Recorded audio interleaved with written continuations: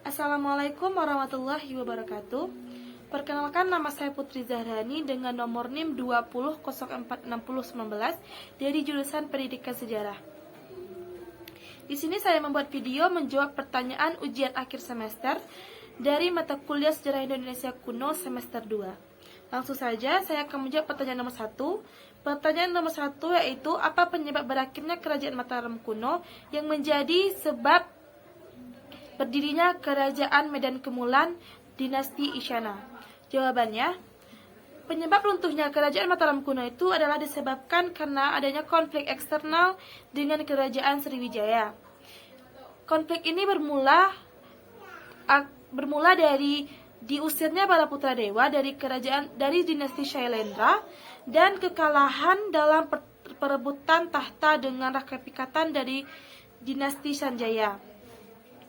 Kemudian Sriwijaya pun membalas serangan pada tahun 1016 sampai 1017, tepatnya ketika terjadinya pemberontakan dalam masa pemerintahan Dharmawangsa, pemimpin Kerajaan Mataram Kuno.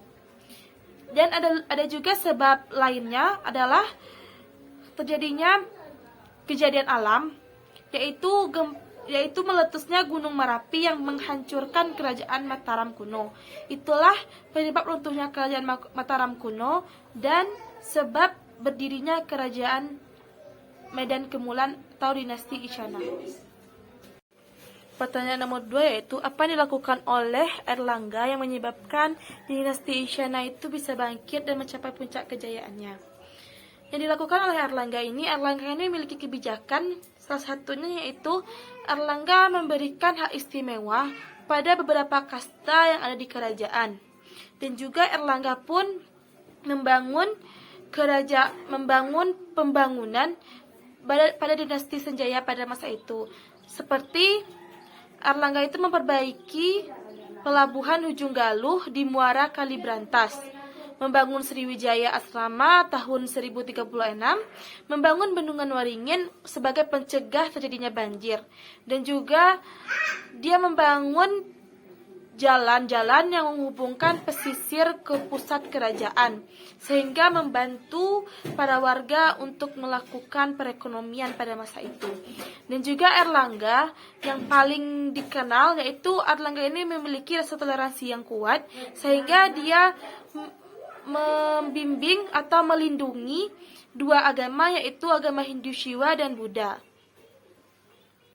Pertanyaan nomor 3 yaitu, apa hubungan runtuhnya Kerajaan Kediri pada masa pemerintahan Kertajaya dan sebagai penyebab berdirinya Kerajaan Singosari di bawah kepemimpinan Ken Arok?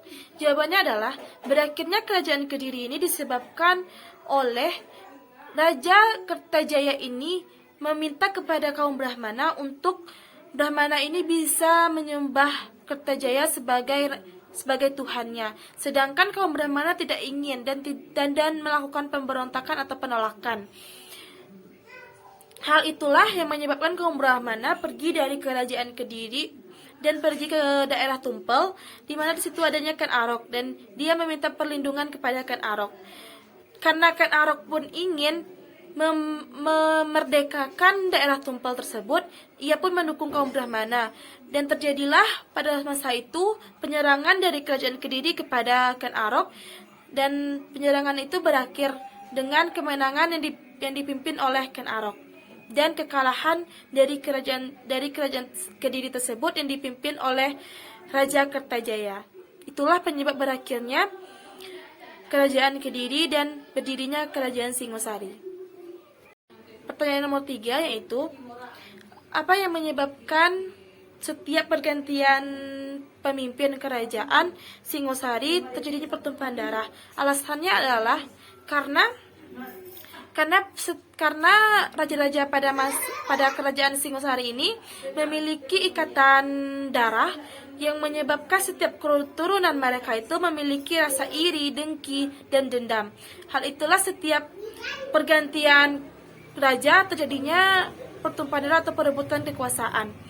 Dan juga dapat kita lihat contohnya, yaitu Ken Arok sendiri yang dibunuh mati oleh anak tirinya yang bernama Anuspati. Sedangkan Anuspati sendiri dibunuh oleh Tojaya yang merupakan anak dari Ken Arok dengan seorang selir. Pertanyaan nomor 5 yaitu, apa dampak dari Sumpah Palapa ini yang untuk Nusantara? Dampak dari Sumpah Palapa ini untuk Nusantara dapat kita rasakan atau dapat kita ambil hikmahnya dari isinya, yaitu dan tentang meminta kita untuk memiliki rasa nasionalisme, cinta tanah air, dan juga rasa patriotisme yang tinggi terhadap Nusantara. Hal itu adalah sangat berdampak positif terhadap kita untuk selalu menjaga kerukunan atau kemakmuran di Nusantara ini. Pertanyaan terakhir yaitu, apa salah satu contoh hasil kebudayaan Hindu-Buddha yang masih ada sampai sekarang? Contoh hasil kebudayaan Hindu-Buddha yang masih ada sampai sekarang yaitu salah satunya adalah upacara ngaban yang merupakan upacara kematian dari agama Hindu. Upacara ngaban ini dilaksanakan sebagai perwujudan dari sang penciptanya yaitu Dewa Api, dan juga setelah dibakar, menurut kepercayaan mereka, dia akan kembali kepada sang pencipta. Hal ini masih ada di Indonesia, yaitu di daerah Bali, dikarenakan masyarakat Bali yang masih menganut agama Hindu dan menjadi agama yang sangat banyak jumlahnya di Bali, yaitu adalah agama Hindu. Itulah hasil video saya. Jika ada salah dan janggalnya, kepada Allah saya minta ampun, dan kepada teman-teman semua saya minta maaf. Dan juga untuk jika ada yang salah, untuk membenarkannya silahkan dibenarkan di kolom komentar. Saya akhiri dengan Assalamualaikum warahmatullahi wabarakatuh.